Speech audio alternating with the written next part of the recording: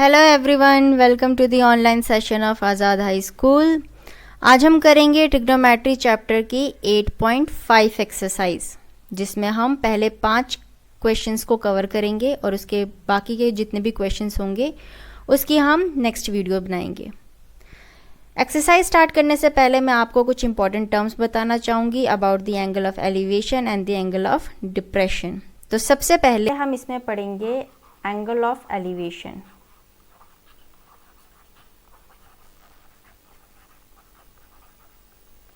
Angle of elevation जानने से पहले आपको पता होना चाहिए कि लाइन ऑफ साइट किसे कहते हैं। लाइन ऑफ साइट, जैसे कि मान लीजिए यहाँ पे एक इंसान खड़ा है, ये उसकी आँख है, वो एक ऑब्जेक्ट को देख रहा है, ठीक है, ये एक ऑब्जेक्ट है। तो जहाँ या जिस तरफ वो देख रहा है उसको क्या कहा जाता है, उसकी लाइन ऑफ साइट, ठीक है। The line of site is the line drawn from the eye of the observer to the object viewed by the observer। मतलब कि जो ये ऑब्जर्वर यानी कि जो इंसान देख रहा है, वो जिस ऑब्जेक्ट को देख रहा है उसकी जो स्ट्रेट लाइन होती है उसे लाइन ऑफ साइट कहा जाता है, ठीक है। अब बारी आती है एंगल ऑफ एलिवेशन की। एलिवेशन मतलब ऊपर की तरफ, ठीक है। एलिवेटेड होना मतलब ऊपर की तरफ जाना। अगर कोई भी ऑब्जर्वर यहाँ से कोई चीज़ देख रहा है और वो ऑब्जेक्ट का टॉप को देख रहा है, यानी कि अगर मैं कहूँ कि person is watching at the top of the tower, ठीक है, ये एक टावर है और वो उसके टॉप को देख रहा है, तो जो भी उसकी लाइन ऑफ साइट है, तो उसकी लाइन ऑफ साइट क्या बनेगी, इस तरीके से टॉप ऑफ द टावर की तरफ, ठीक है, स्ट्रेट लाइन इस तरीके से बनी। तो जो वो लाइन ऑफ साइट एंगल बनाता है with the horizontal line. Horizontal line क्या होती है, जो स्ट्रेट लाइन होती है बेस में, ये हॉरिजॉन्टल, इसके साथ जो लाइन ऑफ साइट एंगल बनाती है उसको क्या कहा जाता है, द एंगल ऑफ एलिवेशन, ठीक है, इसको कहा जाता है एंगल ऑफ एलिवेशन। एलिवेशन मतलब ऊपर की तरफ एंगल, और जो line of site with the horizontal बनाए उसको कहा जाता है एंगल ऑफ एलिवेशन, ठीक है। सेम आपका आता है एंगल ऑफ डिप्रेशन। अब एंगल ऑफ डिप्रेशन का मतलब क्या होता है, डिप्रेशन यानी कि नीचे के लिए जाना, डिप्रेस्ड होना, डाउनवर्ड। तो ये भी सेम चीज़ है। अगर कोई ऑब्जर्वर यहाँ से देख रहा है किसी ऑब्जेक्ट को, मान लीजिए, ठीक है, तो यहाँ है उस ऑब्जेक्ट का टॉप और ये है उस ऑब्जेक्ट का बॉटम, ठीक है, एंड वो ऑब्जर्वर देख रहा है बॉटम की तरफ, बॉटम की तरफ वो देख रहा है, तो ये बनेगी उसकी line of site. Line of site मतलब वो जिस तरफ देख रहा है या जिसकी ओर देख रहा है। तो जो line of site with the horizontal line आपका कोई भी एंगल बनाती है वो क्या आ जाएगा आपका यहाँ पे, एंगल ऑफ डिप्रेशन, ठीक है। दोनों सेम है, angle between the horizontal line and the line of site, लेकिन इसमें होता है कि ये एलिवेटेड यानी कि ये ऊपर की तरफ होता है और डिप्रेशन होता है नीचे की तरफ, ठीक है। ये दो फर्क है इन दोनों एंगल्स में। तो हम इसी के बेसिस पे अपनी अगली एक्सरसाइज जो है वो करेंगे। आप प्लीज़ इस पर ध्यान रखिए और क्वेश्चन को भी अच्छे से समझें। ये है हमारी एक्सरसाइज 8.5 का पहला question. A tree breaks due to storm and the broken part bend so that the top of the tree touches the ground making an angle 30 degree with it. अब यहाँ पे डायग्राम इसमें समझना, क्वेश्चन को diagram बनाना, ये सबसे ज़्यादा important होता है, ठीक है। अब यहाँ पे लिखा है कि एक ट्री है जो कि तूफान आने की वजह से टूट के बीच में से बेंड हो गया। तो अगर हम मान ले ये हमारा पूरा हाइट थी ट्री की इतना, ठीक है, जब ये बेंड इतना ट्री का टॉप था और ये ट्री का बॉटम है, जब ये बेंड होकर टूटा तो वो इस पॉइंट से टूट गया, ठीक, और ये नीचे स्ट्रेट बेंड होके उसने हॉरिजॉन्टल के साथ कितना, ग्राउंड के साथ यानी कि कितना डिग्री एंगल बनाया, 30 डिग्री। तो ये ग्राउंड है, यहाँ से मैं एक हॉरिजॉन्टल लाइन खींचूंगी इस तरफ, तो ये ग्राउंड के साथ उसने बनाया 30 डिग्री का एंगल। इस तरीके से हमारा डायग्राम बना। अब हम इसको नाम दे देंगे ए बी एंड इसके बॉटम को क्या देंगे, सी।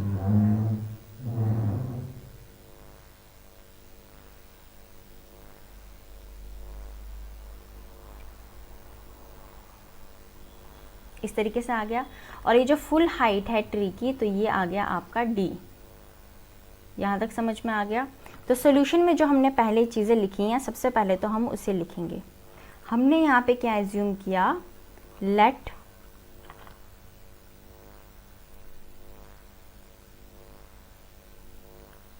DC is the height of the tree. ठीक है, ये है height of the tree DC। और इसको हमने यहाँ पे एज्यूम अपना कर देंगे, हम लोग क्या रखेंगे इसको h। ठीक है, ये पूरी हाइट को हमने कितना एज्यूम कर लिया, h के बराबर। राइट। नेक्स्ट यहाँ पे है आफ्टर स्टॉर्म, जब स्टॉर्म आया तो ये टूट के जो ये वाला पार्ट यहाँ से टूटा, तो AB क्या बन गया अब, AB is the part of tree that touched ground, जो नीचे ज़मीन से टच हुआ, वो AB हमने एज्यूम किया है यहाँ पे। यहाँ तक समझ में आया आपको। तो अगर AB यानी कि यही पार्ट था, ये जो पार्ट था, ये इतना पार्ट था, ये वाला हिस्सा इतना, यही टूट के क्या आया, इधर गिरा, यही है ना, इतना हिस्सा ही टूट के आया है। तो यानी कि हमारा जो AB है वो किसके बराबर होगा, AD के बराबर, क्योंकि दोनों ही सेम हिस्से हैं, उतना ही पार्ट टूट के नीचे गिरा है। ठीक है, यहाँ पे समझ में आई बात आपको। अब हम इसको क्या करते हैं कि अपने इस पार्ट को हम x रखते हैं, इसको y, तो ऑटोमेटिकली ये क्या हो जाएगा, आपका y बन जाएगा। तो ये वाली साइड को हम क्या रखेंगे, y एज्यूम करेंगे। ओके, यहाँ पे आपका क्लियर होता है। एंड नेक्स्ट उसने कौन सा एंगल बनाया था, एलिवेशन का बनाया है। द एंगल ऑफ एलिवेशन हमारा क्या निकलेगा यहाँ से, 30 डिग्री का। ये एंगल ऑफ एलिवेशन यानी कि ये ऊपर की तरफ बन रहा है ग्राउंड से, तो ये एंगल ऑफ एलिवेशन है जो कि 30 डिग्री में आया है। बन गया आपका। तो ये आ गई आपकी फिगर। यहाँ पे आप ये भी लिख सकते हैं कि AC को हमने x एज्यूम किया है। यहाँ पे आपका सारा जितना भी आपने डायग्राम में चीज़ें शो की थी वो सब हमने यहाँ पे लिख ली हैं। ठीक है, अब हम करेंगे इसको सॉल्व। तो सबसे पहले हम क्या करेंगे, इन ट्राइंगल ABC में जाएंगे, इन राइट ट्रायंगल ABC। अब यहाँ पे ध्यान रखना है आपने कि इसमें क्या क्या दिया है। अगर हम आगे की लाइन पढ़ें, the distance between the foot of the tree to the point where touches the ground is 8 metre. यानी कि फुट ऑफ द ट्री से लेके वहाँ तक का पॉइंट जहाँ पे वो ग्राउंड पे टच कर रहा है वो मुझे 8 मीटर दे रखा है। ये डिस्टेंस मुझे 8 मीटर दिया। और मुझे अब निकालने को कहा हाइट ऑफ द ट्री, यानी कि मुझे क्या निकालना है, h। तो सबसे पहले तो मैं गई यहाँ पे ट्रायंगल, राइट एंगल कितना है ये मेरा ABC। ठीक है, अब यहाँ पे मैं देखूँगी कि मुझे कौन सा ट्रिग्नोमेट्रिक रेशियो लेना है। आपको तो पता ही है हमारे पास ट्रिग्नोमेट्रिक फॉर्मूले कौन से, sine, cos, tan, cosec, sec and cot. अब इसमें से मुझे क्या यूज़ करना है वो मुझे निकालना है। तो सबसे पहले तो मैं देखूँगी कि मुझे दी कौन सी वाली साइड है। ये मुझे बेस दिया हुआ है, तो जिसमें मेरा ट्रिग्नोमेट्रिक रेशियो में बेस आता है मैं वही यूज़ करूँगी इसमें। तो सबसे पहले तो मेरा बेस वाला आता है कॉस, तो हम यहाँ पे क्या लिखेंगे, सबसे पहले कॉस 30 डिग्री, जो एंगल है वही लिखना है आपने। ठीक है, कॉस 30 डिग्री आपका होता क्या है, perpendicular upon sorry base upon hypotenuse होता है। तो बेस है आपका BC और हाइपोटेनस है आपका AB, यही होता है। ठीक है, और BC आपको 8 दे रखा है और ये आपका Y है। cos 30 डिग्री की हमारी वैल्यू क्या होती है, √3/2। ये वैल्यूज़ आपको ज़बानी लर्न होनी चाहिए। ठीक है, √3/2 आया आपका 8/y के बराबर। यहाँ से अगर हम क्रॉस मल्टीप्लाई करेंगे तो ये हो जाएगा √3y = 2 8 ज़ा 16 एंड y यहाँ से क्या निकला आपका 16/√3। मैंने अपने प्रीवियस वीडियो में भी बताया है कि बेस में कभी भी रूट नहीं रहना चाहिए, तो हम इसको क्या करेंगे, रैशनलाइज, यानी कि न्यूमरेटर और डिनोमिनेटर में सेम टर्म से मल्टीप्लाई करेंगे। तो यहाँ पे ये मेरा बन गया 16√3 और नीचे √3 मल्टीप्लाई √3 कितना होता है 3। यहाँ तक आ गई ये चीज़, ठीक है। ये सारी टर्म्स हमारी मीटर में हैं, ये भी आपने ध्यान रखना है। यहाँ पे जितनी भी चीज़ें दी हुई हैं वो सब मीटर में है, क्योंकि यहाँ पे क्या है, मेरा ये डिस्टेंस आपको मीटर में दे रखा है। यहाँ पे आ गया। फर्स्ट मुझे y की वैल्यू मिल गई आपकी 16√3, इसको हम कर देंगे 1 के बराबर, इक्वेशन 1। अब जाएंगे हम सेकंड चीज़ में। सेकंड के लिए हम देखेंगे अब मेरा क्या टर्म है x, यानी कि जो भी आपको यहाँ पे x y में या जो भी अननोन चीज़ें हैं मुझे वही निकालनी है। नेक्स्ट मैंने यहाँ से रिलेशन कॉस लेके आपका y फाइंड आउट कर दिया। अब मुझे x फाइंड आउट करना है। तो ये आ गया परपेंडिकुलर, ये आ गया बेस, और परपेंडिकुलर और बेस में कौन सी टर्म आती है मेरी, tan। तो अब हम क्या लेंगे, tan 30 लेंगे। तो नेक्स्ट आएगा मेरा ऑल्सो tan 30 डिग्री किसके बराबर होगा, परपेंडिकुलर अपॉन बेस। तो परपेंडिकुलर साइड है मेरी AC और बेस है BC, तो ये आएगा AC अपॉन BC। AC मैंने x लेना है और BC मेरा क्या है आपका 8, ठीक है। अब tan 30 की वैल्यू क्या होती है, 1/√3, वो आएगी मेरी x अपॉन 8 के बराबर। यहाँ से हम क्रॉस मल्टीप्लाई करेंगे तो यहाँ आ जाएगा आपका √3x = 8। तो यहाँ से x की वैल्यू कितनी आएगी मेरी 8/√3। सेम यहाँ पे हम रैशनलाइज करेंगे इसको। डिनोमिनेटर में कभी भी रूट को नहीं छोड़ना है। यहाँ पे आया 8√3/3, ठीक है। तो यहाँ पे मेरी x की वैल्यू भी आ गई। अब नेक्स्ट लास्ट मुझे फाइंड आउट करने का बोला है height of the tree.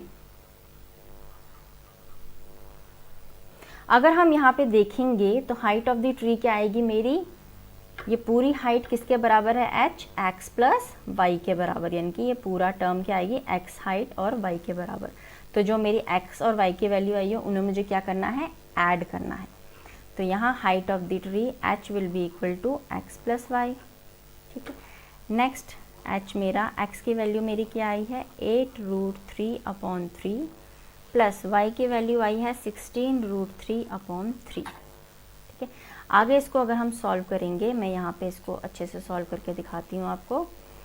h equal to LCM मेरा 3 ही आएगा क्योंकि दोनों के नीचे 3 है, ठीक है।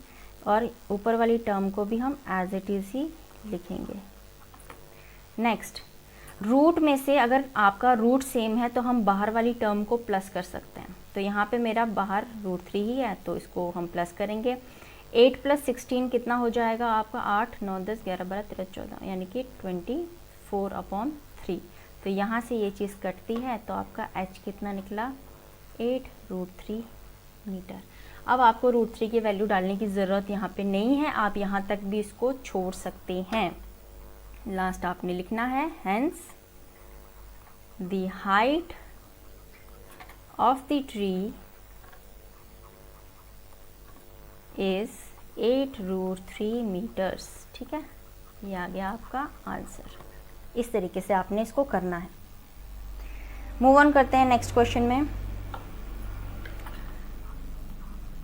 अ kite is flying at a height of 60 metre above the ground, यानी कि ग्राउंड से हाइट अगर हम लेंगे, ये पूरी हाइट ले लेते हैं, ये आपका ग्राउंड लेवल है, ये आपकी काइट की लेवल है, और ये पूरा डिस्टेंस उतने कितना दे रखा है मुझे 60 मीटर्स का। इसमें डायग्राम बनाना बहुत इंपॉर्टेंट है, इस तरीके से, ठीक है। A string it attached to the kite is temporarily tied to a point on the ground. अब एक स्ट्रिंग है जिससे ये उड़ रहा है। अब स्ट्रिंग जो होगी उसका कोई इंक्लिनेशन होगा, राइट। तो यहाँ से हम उसको नीचे की तरफ खींचेंगे और इसको एक हॉरिजॉन्टल सरफेस दे देते हैं, मतलब हमें तो एक राइट एंगल ही बनाना है। तो ये है इसकी क्या है, ये जो मैंने अभी खींची है ये है इस काइट की स्ट्रिंग। ये एक टेम्परेरी एक पॉइंट पे यहाँ पे अटैच्ड है। The inclination of the string with the ground is 60 degree. अब इसका इंक्लिनेशन कितना बोला है, 60 डिग्री का बना। Find the length of the string assuming that there is no slack in the string. Slack कहने का मतलब है कि ये स्ट्रिंग बिल्कुल ही स्ट्रेट है और मुझे इसकी लेंथ निकालनी है। This is the length of the string, ये मुझे फाइंड आउट करना है, कितनी लेंथ, ठीक है।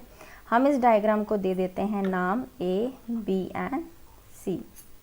यहाँ पे हाइट आपको दे रखी है 60 डिग्री, ये लेंथ मुझे निकालनी है और ये एंगल भी दिया हुआ है, मतलब मुझे ऑलमोस्ट इसमें से 3 चीज़ें तो दी हैं।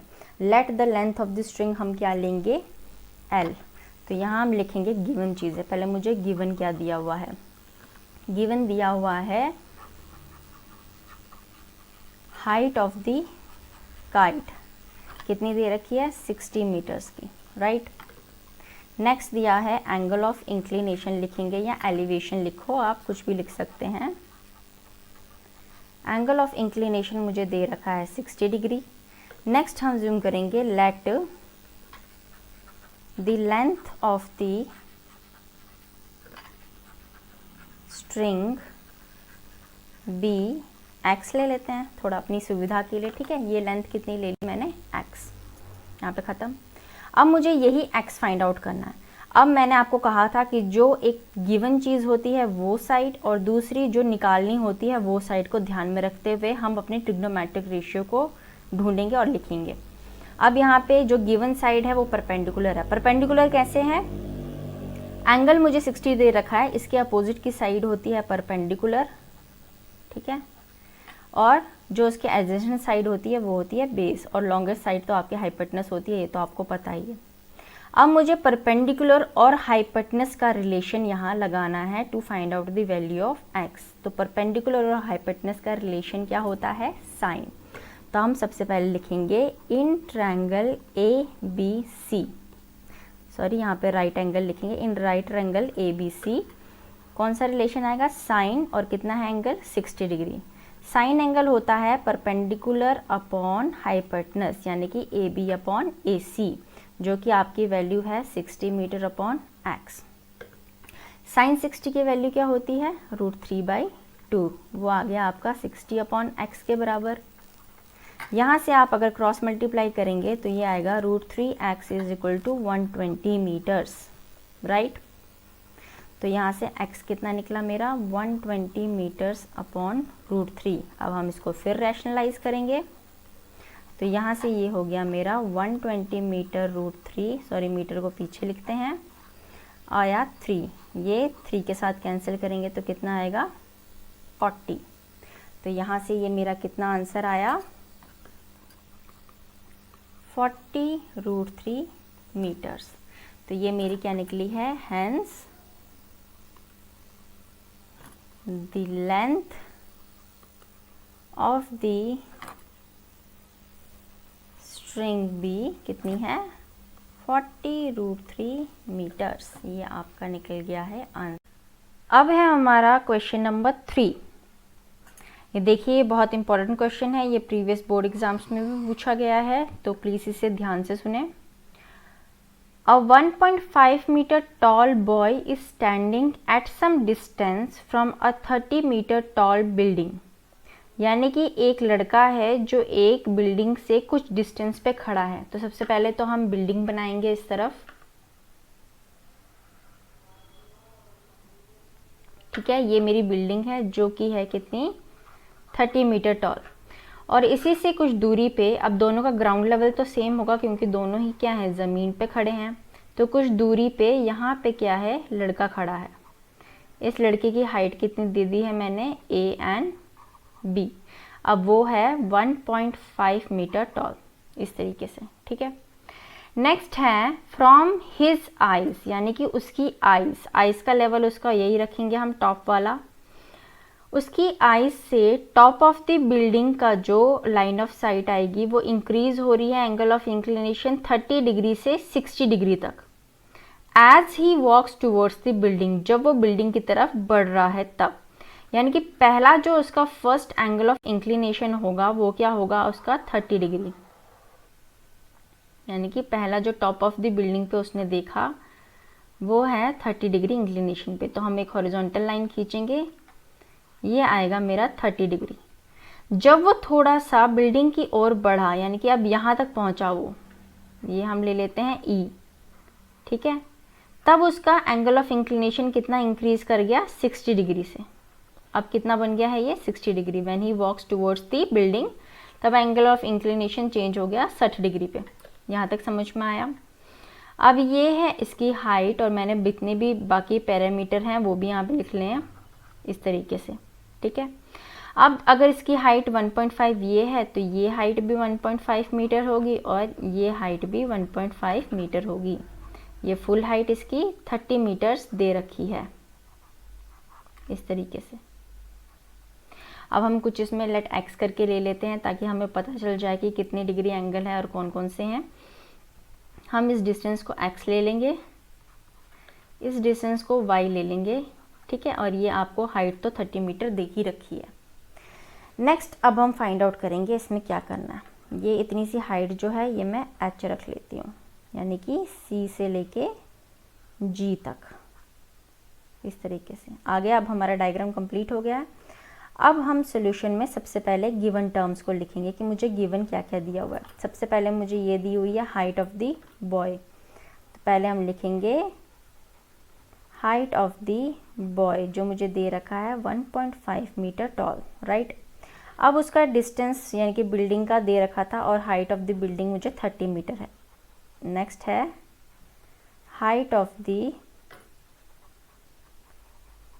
बिल्डिंग इज 30 मीटर्स, बिल्डिंग की भी हाइट लिख दी। नेक्स्ट एंगल ऑफ इंक्लिनेशन,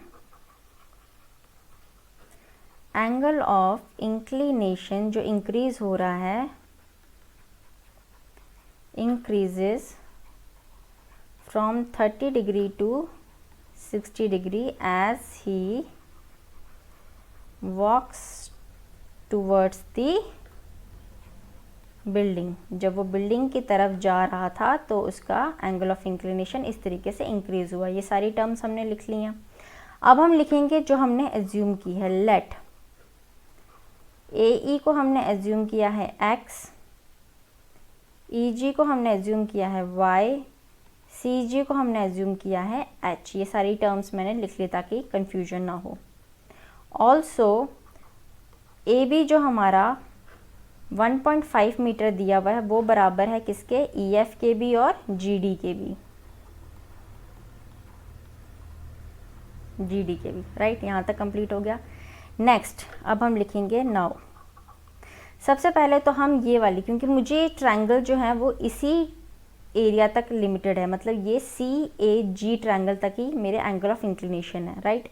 तो मुझे h ये हाइट पता होना ज़रूरी है कि h है क्या। तो वो कैसे निकलेगी मेरी, फ्रॉम दी हाइट जितनी ये CD है वहाँ से। तो हम लिखेंगे हाइट ऑफ द बिल्डिंग क्या है, CD, वो किससे बनी है, h प्लस 1.5 मीटर, यानी कि h प्लस 1.5 ये पूरी हाइट मिलती है जो कि मुझे दे रखा है 30 मीटर्स के बराबर, राइट। अब यहाँ से अगर मैं h निकालूंगी तो ये हो जाएगा 30 मीटर्स माइनस 1.5 मीटर जो कि बनता है मेरा 28.5 मीटर्स के बराबर। यानी कि जो CG मेरी हाइट है वो मेरी कितना निकला है, 28.5 मीटर्स के बराबर आ गई मेरी ये हाइट। नेक्स्ट अब हम मूव ऑन करेंगे। इन राइट ट्रायंगल कौन सा लेंगे, सबसे पहले ये 30 डिग्री वाला, यानी कि इन राइट ट्रायंगल CAG, ठीक है। दोनों हम लेंगे अपनी बारी बारी। तो एक काम करते हैं, सबसे पहले हम छोटा वाला ट्रायंगल ही ले लेते हैं ताकि इजी पड़े। तो सबसे पहले हम लेते हैं CEG। तो यहाँ लिखेंगे हम इन राइट ट्रायंगल CEG, ठीक है। अब यहाँ अगर हम देखें तो CEG में h अननोन है और नीचे वाले भी 2 अननोन टर्म्स है, यानी कि परपेंडिकुलर और बेस वाली। तो हम इसमें कौन सी वैल्यू लेंगे, tan 60। तो tan 60 आपका आएगा CG अपॉन EG। तो यहाँ लिखेंगे हम tan 60 degree is equal to CG upon EG। tan 60 degree की वैल्यू है √3 और CG आपका h अभी आपने क्या निकाला था यहाँ पे 28.5। तो ये आया आपका 28.5 अपॉन y। तो यहाँ से आएगा y√3 आपका आया 28.5 के बराबर। तो यहाँ से y कितना निकला मेरा 28.5 अपॉन √3। बेस में कभी भी रूट में नहीं रखा जाता है, इसको रैशनलाइज किया जाता है क्योंकि ये सिंगल टर्म है, इसलिए हम सेम टर्म से बोथ न्यूमरेटर एंड डिनोमिनेटर को मल्टीप्लाई करेंगे। तो यहाँ से मुझे y हो जाएगा 28.5 रूट 3, और बेस में सेम टर्म जब रूट की मल्टीप्लाई होती हैं तो वो वही टर्म्स बन जाती है, यानी कि ये बना मेरा, ये क्या होता है इधर मैं आपको बता देती हूँ, ये होता है रूट 3 मल्टीप्लाई रूट 3 होता है रूट 3 का होल स्क्वायर। तो ये स्क्वायर और रूट एक दूसरे को कैंसिल करते हैं, तो आंसर क्या बचता है 3। ठीक, इन right triangle CAG tan 30 degree कितना हो जाएगा आपका CG upon AG। tan 30 degree की वैल्यू होती है आपकी 1 अपॉन रूट 3, CG है आपका H और AG आपका मिलके बनता है x प्लस वाई। ठीक है, क्रॉस मल्टीप्लाई करेंगे तो ये क्या हो जाएगा x plus y is equal to root 3 h। x plus y, x मुझे फाइंड आउट करना है, y मैंने अभी यहाँ पे निकाला है, ये कितना है 28.5 रूट 3 अपॉन 3, और यहाँ पे h कितना था मेरा 28.5, राइट। तो यहाँ से x क्या आएगा, ये यहाँ पे माइनस में चला जाएगा, तो ये 28.5 रूट 3 माइनस 28.5 रूट 3 अपॉन 3। यहाँ पे हम एलसीएम लेंगे 3, जब ये और ये मल्टीप्लाई होगा यानी कि आगे की टर्म, तो मेरा आएगा 85.5 रूट 3, 3 के साथ नहीं, रूट के साथ मल्टीप्लाई नहीं करना है, सिर्फ जो आपका ये नंबर है उससे मल्टीप्लाई करेंगे। नेक्स्ट आएगा 28.5 रूट 3, आगे हम इसको जब माइनस करेंगे तो ये आपका क्या बनेगा 57.0 रूट 3 अपॉन 3, इस तरीके से, यानी कि 57। जब हम इसको काटेंगे तो 3 1 ज़ा 3, 3 9 ज़ा 27, तो 19 रूट 3 मीटर्स आपकी x की वैल्यू आ रही है यहाँ पे।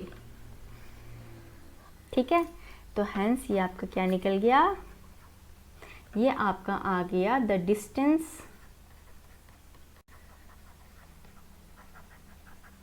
Covered by boy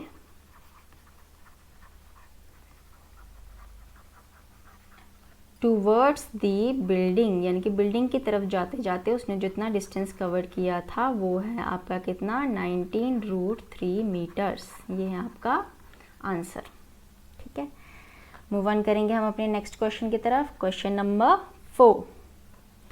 question number 4 में आपको दिया है from a point on a ground an angle of elevation of the bottom and top of a transmission tower.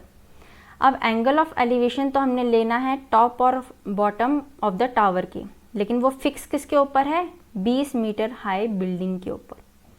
तो सबसे पहले हम डायग्राम में क्या बनाएंगे, 20 मीटर हाई बिल्डिंग, ये 20 मीटर की है, उसके ऊपर एक टावर बना हुआ है, ये जो ट्रांसमिशन टावर है ये इसके ऊपर फिक्स्ड है, आ गया ये ट्रांसमिशन टावर। ठीक है, अब इसने बोला है अ point on a ground, ground पे पॉइंट है, तो यहाँ से हम बेस इसका ग्राउंड का इंक्रीज करेंगे। ठीक है, ये है point on the ground.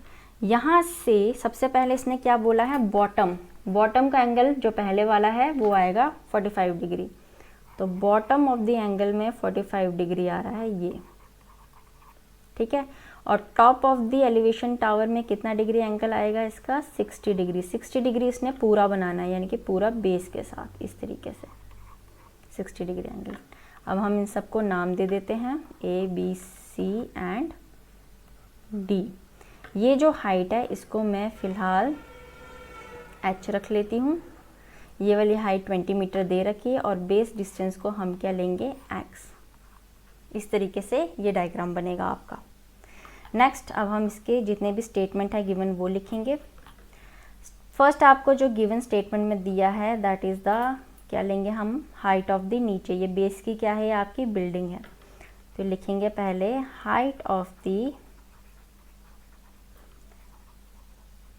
Building is equal to 20 metres, लिख दिया। नेक्स्ट हम लिखेंगे angle of inclination, angle of inclination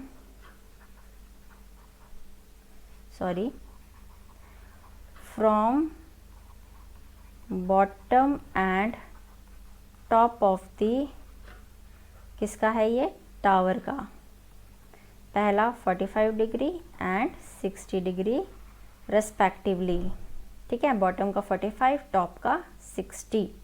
next हम लिखेंगे जो चीज़ें हमने एज्यूम की है, let A D is equal to H and B C is equal to x ले लिया, आगे सारी टर्म्स। अब हम जाएंगे ट्रायंगल में। ट्रायंगल के लिए सबसे पहले हम 45 डिग्री वाले ट्रायंगल में जाएंगे, क्योंकि इसमें मुझे एक साइड का यूनिट दे रखा है। तो सबसे पहले जाएंगे हम, now in right triangle D B C, यह है डी, ये बी और ये सी, यानी कि छोटा वाला ट्रायंगल। अब क्योंकि मुझे परपेंडिकुलर और बेस साइड है यहाँ पे, तो मैं क्या लिखूँगी इसके लिए, tan 45 degree is equal to D C upon B C, यानी कि परपेंडिकुलर अपॉन बेस, जो कि मुझे ये 20 मीटर दे रखी है और ये है x।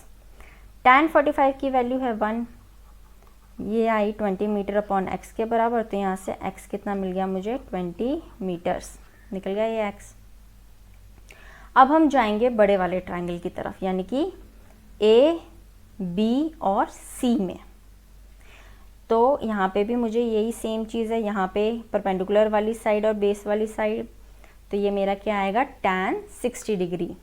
तो in triangle A B C, right triangle A B C, tan 60 degree is equal to A C upon B C. A C मतलब कि ये परपेंडिकुलर वाली साइड और बी सी एक्स, तो ए सी है मेरा h प्लस 20 और बी सी एक्स, तो ये आएगा h अपॉन h प्लस 20 और ये आया x। tan 60 की value √3, h plus 20 upon x। h मुझे फाइंड आउट करना है 20 और x कितना निकला था मेरा 20, तो यहाँ से क्रॉस मल्टीप्लाई किया तो h plus 20 is equal to 20√3, h is equal to 20√3, ये यहाँ चला गया तो क्या आ गया माइनस में, h यहाँ से 20 कॉमन निकालेंगे तो ये कितना बनेगा मेरा √3 माइनस 1। अब ये चीज़ तो आंसर बन नहीं सकती क्योंकि इसमें बीच में एक मैथमेटिकल ऑपरेटर है, तो हम क्या करेंगे, इसकी डायरेक्ट वैल्यू लिखेंगे। √3 की वैल्यू होती है 1.732, ये आपने याद रखनी है। तो ये 1.732 माइनस 1, तो यहाँ से मेरा h आ जाएगा 20 मल्टीप्लाई बाई 0.732, ठीक है। जब हम इसको मल्टीप्लाई करेंगे तो हमारे पास आंसर आएगा 14.64 मीटर्स। ओके, तो ये है height of the tower. Hence, the height of the tower is 14.64 meters। इस तरीके से आपने हाइट ऑफ द टावर निकाला है, ठीक है। मूव ऑन करते हैं हमारे नेक्स्ट क्वेश्चन की तरफ, that is question number 5। Question number 5 में क्या बताया है, a statue 1.6 metre stands on the top of a pedestal, यानी कि पहले नीचे एक पेडिस्टल है जिसके ऊपर एक और स्टैचू क्या कर रहा है, स्टैंड कर रहा है, जिसकी हाइट मुझे 1.6 मीटर्स दे रखी है। From a point on the ground, ground पे पॉइंट है तो हम पहले एक बेस लाइन बनाएंगे और इसको ग्राउंड पे एक पॉइंट रखेंगे ए। वहाँ से एक angle of elevation from the top of the statue, statue के टॉप की तरफ एक एंगल ऑफ एलिवेशन आ रहा है मेरा, जो कि दिया हुआ है 60 डिग्री का, राइट। सेकंड, उसी सेम पॉइंट से एक और एंगल ऑफ एलिवेशन है for the top of the pedestal, pedestal का टॉप है आपका ये, और यहाँ पे एंगल, और वो मुझे कितना डिग्री एंगल दे रखा है, एंगल 45 डिग्री का, ठीक है, ये आया। अब हम सबको इनको मार्किंग दे देते हैं बी, सी एंड डी। ये वाली हाइट मेरी रह गई है, इसको हम h लिख लेते हैं और नीचे बेस हाइट को हम क्या दे देते हैं, x, इस तरीके से। नाउ अब हम सॉल्यूशन में गिवन टर्म्स लिखेंगे।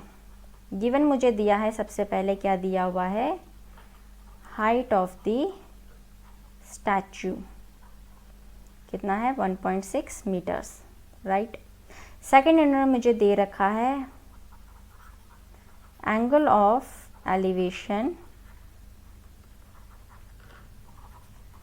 Of the top of the statue का, वो है 60 डिग्री, ठीक है। और same angle of elevation on the top of the pedestal मुझे दे रखा है कितना, 45 डिग्री। लिख ली हमने चीज़ें। अब जो हमने अननोन टर्म्स यूज़ की हैं वो लिखेंगे। Let D C is equal to H and A C is equal to x. आगे सारी चीज़ें सब टर्म हमने लिख ली। नाउ सबसे पहले हम कौन सी टर्म में जाएंगे। अब अगर हम ऊपर वाली टर्म में देखें तो इस ट्रायंगल को तो हम ले नहीं सकते, ये कोई स्ट्रेट एंगल का ट्रायंगल तो है नहीं। ट्रायंगल या तो हम पूरा लेंगे या तो फिर ये नीचे वाला छोटा लेंगे। तो सबसे पहले हम क्या करते हैं, इसी छोटे ट्रायंगल को लेते हैं, triangle D A C. In right triangle D A C same यहाँ पे क्या आएगा, tan 45 degree is equal to D C upon A C, यानी कि परपेंडिकुलर अपॉन बेस। ये है आपका h, ये है x। tan 45 की वैल्यू क्या है, 1, h अपॉन x। तो यहाँ से क्या पता चला मुझे, x किसके बराबर है, h के बराबर। इसको रख लेते हैं हम इक्वेशन 1। नेक्स्ट हम बड़े वाले ट्रायंगल में जाएंगे, triangle B A C. In right triangle B A C तो क्या है आपका, tan 60 डिग्री क्या बन जाएगा आपका, बी सी अपॉन ए सी, ठीक है। बी सी में आपको एक दिया हुआ था हाइट 1.6 प्लस h, और ए सी क्या है आपका x। tan 60 डिग्री की वैल्यू कितनी होती है, √3, वो बराबर है आपके 1.6 प्लस h, और आपका x भी किसके बराबर था, x के बराबर। फ्रॉम इक्वेशन 1 से आपको पता चला, राइट। अब यहाँ पे क्रॉस मल्टीप्लाई करेंगे तो ये आएगा √3h is equal to 1.6 plus h। तो यहाँ पे 1.6 को हम इधर ही रखते हैं और ये यहाँ चला जाएगा इसके पास, तो क्या हो जाएगा, √3h माइनस h। नेक्स्ट 1.6 को यहीं रखें, यहाँ से h कॉमन निकला तो अंदर बचा मेरे पास √3 माइनस 1, आ गया सेम चीज़।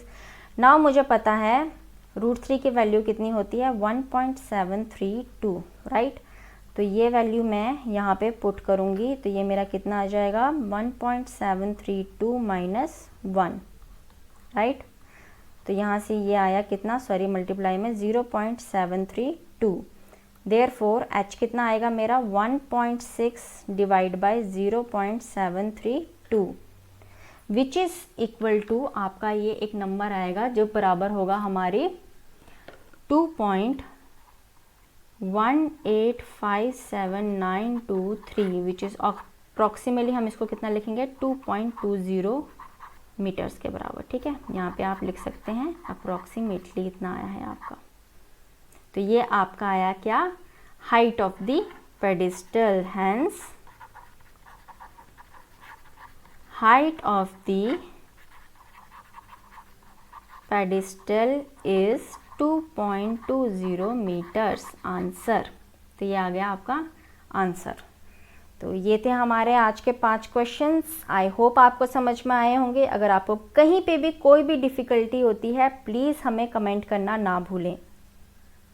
हमें फेसबुक, इंस्टाग्राम और हमारी ऑफिशियल वेबसाइट को भी ज़रूर फॉलो करें। अगर आपने हमारा यूट्यूब चैनल अभी तक सब्सक्राइब नहीं किया है तो उसे सब्सक्राइब करें और बेल आइकन को दबाना ना भूलें। इसकी बाकी के जितने भी क्वेश्चंस हैं वो हम अपनी नेक्स्ट वीडियो में बताएंगे और आपको सबसे पहले उसकी नोटिफिकेशन मिलेगी।